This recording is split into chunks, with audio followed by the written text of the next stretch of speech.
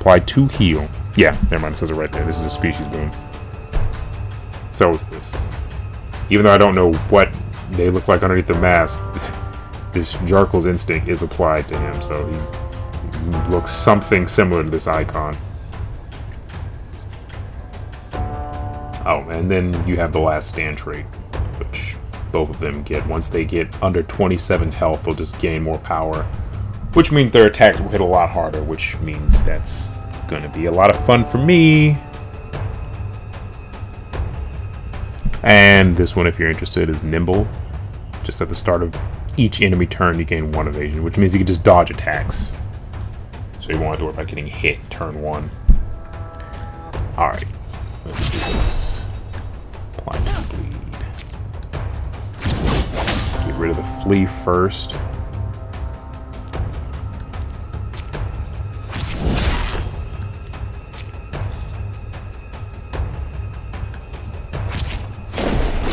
You see the counter I was talking about before. So now anytime I get attacked on this turn, which I'm not, because you don't see this number floating above my head or any other icon for that matter, if they were to hit me, then I would respond by countering them with 6 points of damage.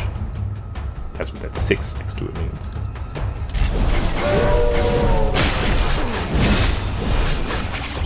Yeah, see, now would have been the time to have that on there.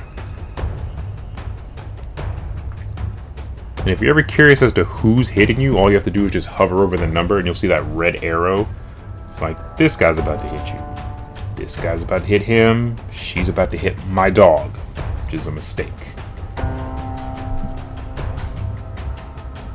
But as you can see, as time goes on, you have new effects like this one, revved up. Attacks apply 1 bleed and then reduce revved up by 1. Which means I'm about to have a lot of bleed, which isn't good.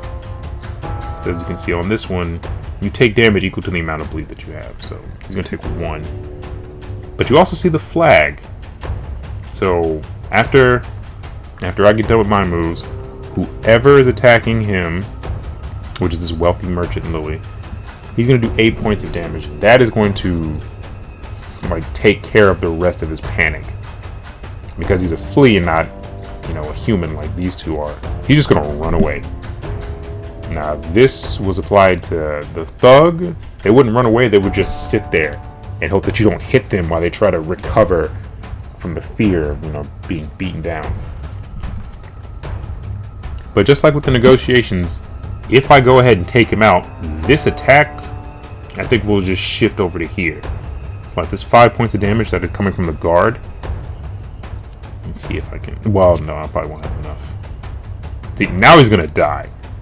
See, if I had just focused on the flea, then the next series of attacks is just gonna flat out kill him.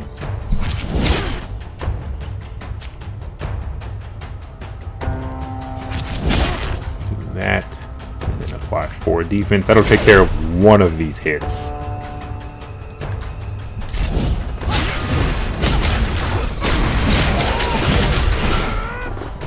Oh, yay. Nice little status cards that the enemies can give you. In this case, bleed damage. At the end of your turn, take 2 damage and expend this card. And it's unplayable, so there's no way to get rid of it. Once it's in your hand, there's no... Unless you have the means to discard it, you can't play it, but you can discard it, so you don't have to worry about taking the damage. But if you don't have that option, get ready for potentially taking 6 hit points worth of damage. Now this I can show off, where it gains an action. You see, you have 3 actions. I pop this. Ooh, now I got 4. And all this is based off of these numbers up here. So right now, before I could have only probably played these 3 action cards, but now I can play these 3 action cards and 1 of these maneuver cards. That's just how it works.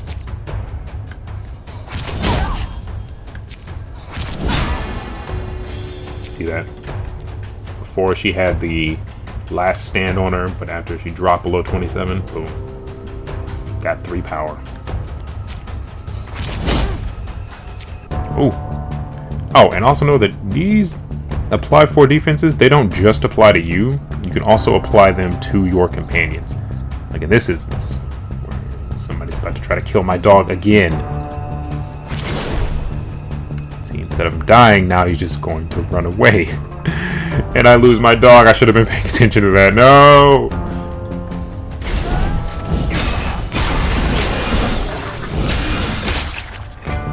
Ew! And this is what I was talking about before. Now I'm going to take 10 damage. Apply 4 defense. Weaken that one. Apply 2 bleed to you. And then let's improvise a card.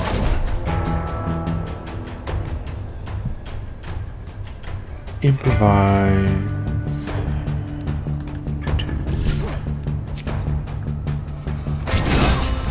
Wound damage, as you can see, just strengthens any attacks that are targeting this person. Because attacks inflict 3 bonus damage on this target. So it would have been 8 damage becomes yeah, 9 to 11, yeah. And now I take 4 points of damage, which is going to get rid of my shield, and then he's still going to hit me for 10. So that was. Yep. But you see, panic's gone, and now they're in this panic state.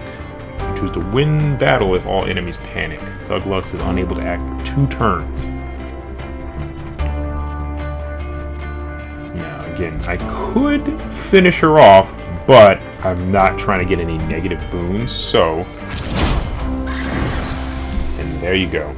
You don't actually have to get them all the way down to 0 health, because again, that would be killing them. But there is a graft that would take that away in exchange for a bonus action. So, and this, I have missed this because I have been playing pretty much the boss rush mode, where you don't get this. There's no restoring resolve after battles.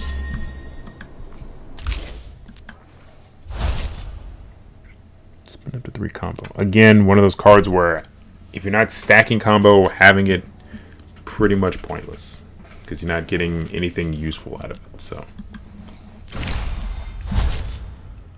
Ooh. Now this is good because this is going back to what I said earlier about, having the ability to discard a card and you get more damage.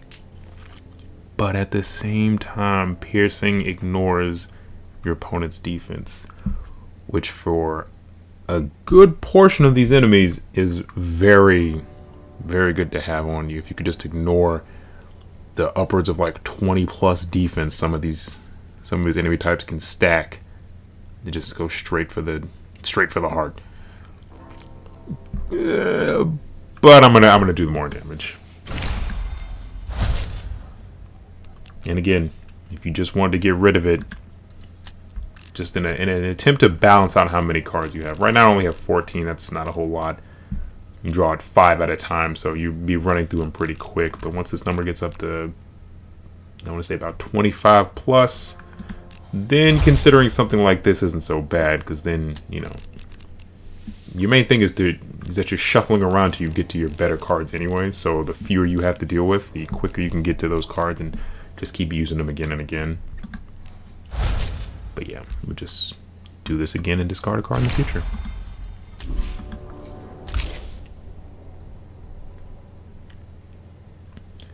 Now these two are tempting. I'm not even really worried about that. I already have one of these, but these two, which I look at as what is your playstyle? Are you being defensive or are you being offensive? What are you willing to sacrifice to hurry up and finish this? In my mind, I want to get the defense, but Impair is good for pretty much everybody. It just weakens their attack. But at the 2 cost, this could drop. I think if you right click it.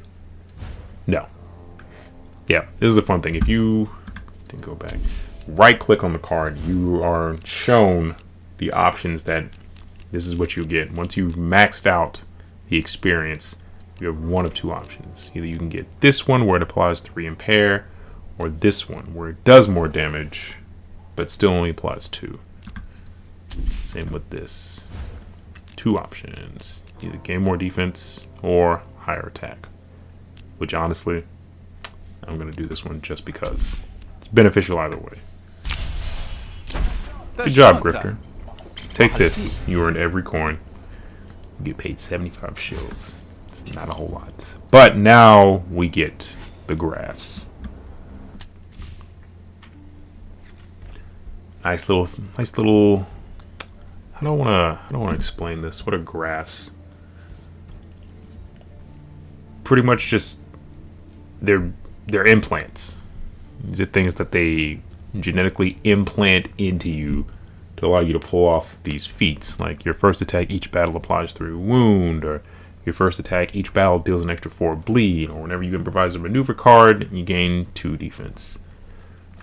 Now, this one I'll never use, but these two, being that I already have +1 bleed to all cards that apply bleed, you know, stuff like this wound, which it doesn't tell you. Yeah, attacks inflict 1 bonus damage on this target.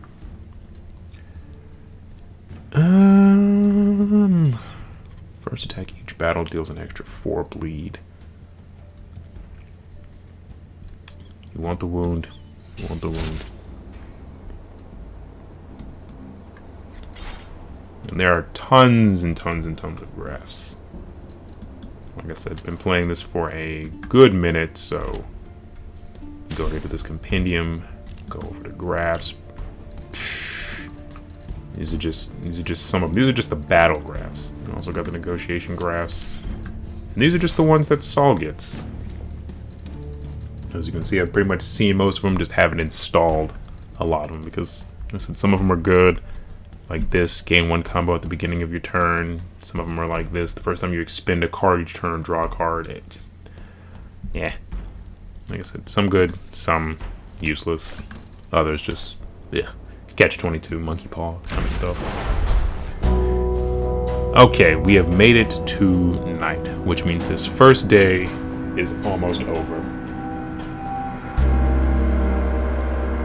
So, we have these limited time opportunities, which I'm not honestly interested in. Excuse me. Don't care about any extra weapons. I'm pretty much good with that, and I don't need this card. I'm never gonna use it. Well, I'll use it, but it's just not. It's just a waste in the moment. So let's go back to Fish. Fish greets you enthusiastically. Sal, I've lined up a great opportunity for you. Those 2 over there are night merchants. They sell rare goods you can't get nowhere else, and it just so happens they need your help. You can only be in one place at a time. But either will get you a leg up you sorely need, kid. What? No. How did I? You can only be in one place at a time. But either will get you a leg up you sorely need, kid. You sorely need, kid. Go tell him I sent you and ingratiate yourself. There it is. I know the word. Just be warned that they're both persnickety so-and-sos. You're probably going to cheese off the one you don't pick. Huh. Sounds neat. Thanks, Fish. Alright. Frolic of the Beast and Rake. Now, he offers pets. Some people keep pets. Frolic? I'm gonna say Frolic keeps battle steeds. What are you looking at? Needs help trapping an elusive beast. Got work. You're the Grifter she was talking so highly of. Tell me, are you good with animals? I'd like to say yes, but mine just ran away. Depends on the animal, I suppose. The one I'm concerned with is a bit more exotic than you're probably used to. There's a grocket loose in Murder Bay, and I intend to catch it. A deadly bog beast known for its uncanny